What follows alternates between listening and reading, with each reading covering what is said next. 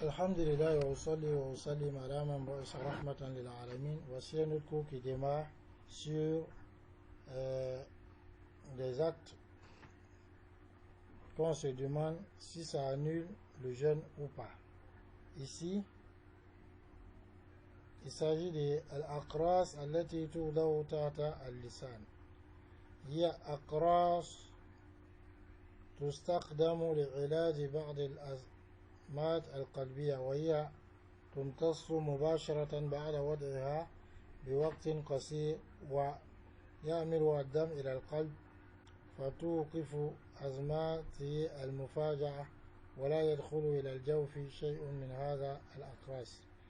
وتناول هذه الأقراص لا يفسد الصوم بشرط ألا يبتلع شيئا مما يتحلل منها، وهذا ما ذهب إليه ابن باز وقرره مجمع الفقه الإسلامي بالإجماع.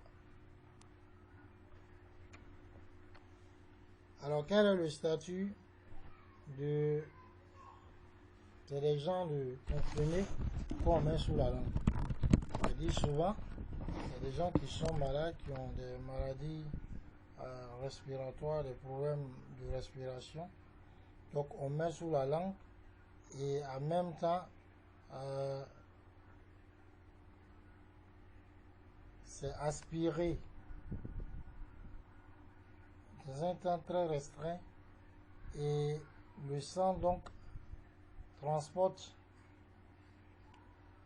ces grains ou il transporte alors ces produits vers le cœur et ça fait que les arrêts cardiaques brusques, ça arrête cela et cela ne rentre pas dans la bouche, ça ne descend pas aussi dans le ventre. Donc le fait d'utiliser de tels grains ou de tels produits n'annule pas le jeûne à condition que quand ça disparaît, c'est dit on n'avale pas quelque chose de ces choses-là lorsque c'est dissous. Et ça c'est l'avis d'Ibn Baz et c'est ce que l'assise fiqh islamique à l'unanimité a attesté, accepté, affirmé. Une autre chose, gaz oxygène. استعمال غاز الأكسجين في التنفس لا يفسد الصوم، وذهب إلى ذلك مجمع الفقه الإسلامي التابع لمنظم المؤتمر الإسلامي في دورته العاشرة. Alors le gaz oxygène, c'est-à-dire quelqu'un qui respire à travers le gaz oxygène, il a un jeûne. Est-ce que cela annule le jeûne? Non, ça n'annule pas le jeûne.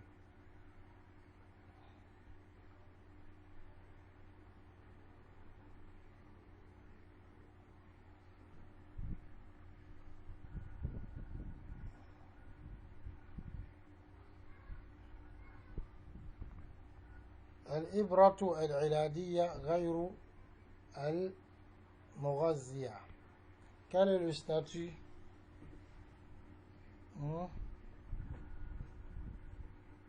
des aiguilles thérapeutiques qui ne sont pas nutritives? استعمال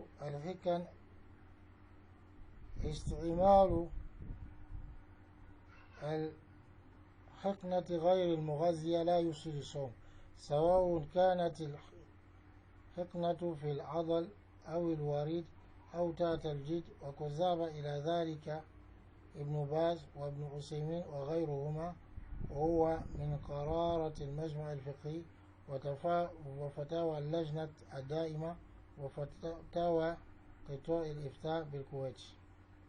Si quelqu'un est jeune et il utilise les aiguilles thérapeutiques, peu importe que ces aiguilles thérapeutiques soient mises,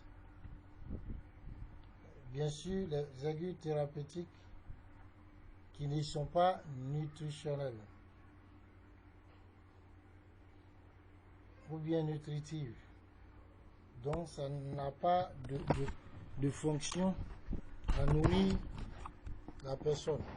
Donc ça ne peut pas être comme de la nourriture. Il s'agit de ces aiguilles-là. Si quelqu'un a un jeûne et que on lui administre l'une de ces aiguilles, peu importe que ce soit sous sa peau ou dans les veines,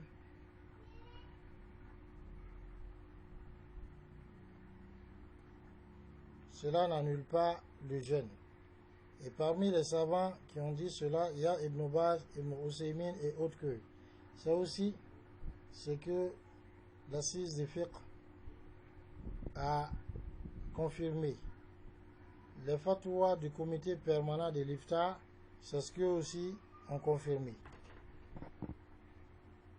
Ensuite, Al-Ibratu al-Waridiyya al-Mughazziya. Les aiguilles veineuses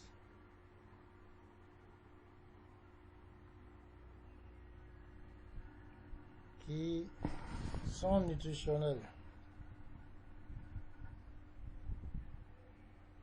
استعمال الحقن الوردية المغذية يفسد الصوم وهو قول ابن باز وابن عثيمين وهو من قرارات المجمع الفقهي وفتاوى اللجنة الدائمة. Le fait d'utiliser les aiguilles veineuses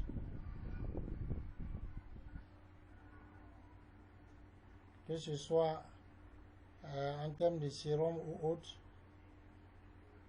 tant que c'est nutritionnel, alors cela annule le jeûne. Et ceci est l'avis d'Ibn Baz, d'Ibn Usaymin. De même, cela vient de la fatwa aussi du comité permanent de l'Iftar de l'Arabie Saoudite. التحاميل أي اللبوس استعمال التحاميل اللبوس في نهار رمضان لا يفسد الصوم وهو مقتضى مذهب أهل ظاهر وجماعة من المالكية وإليه ذهب ابن عثيمين وأكثر المجتمعين في الندوة الفقهية الطيبة التاسعة التابعة للمنظمة الإسلامية للعلوم الطبية بالكويت. Le statut des suppositoires.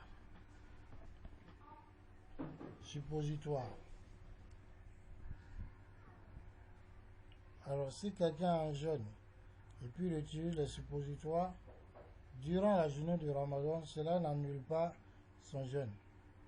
Et c'est en fait ce qui implique le mazhab des gens de la Zohiriya. Et c'est aussi ce qui implique la parole d'un groupe parmi les Malikiya. Et c'est l'avis d'Ibn Usaymin et l'avis de la plupart de ceux qui ont assisté,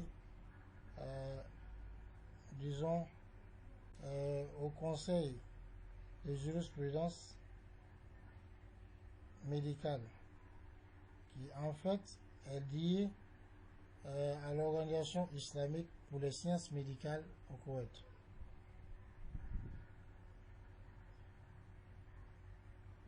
Ensuite, إدخال القنطرة أو المنظار أو إدخال دواء أو محلول لغسل المثانة أو مادة تساعد على وضوح الأشعة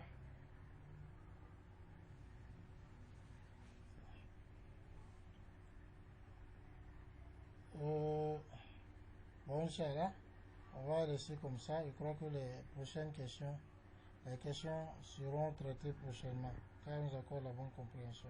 Assalamu alaikum wa rahmatullah.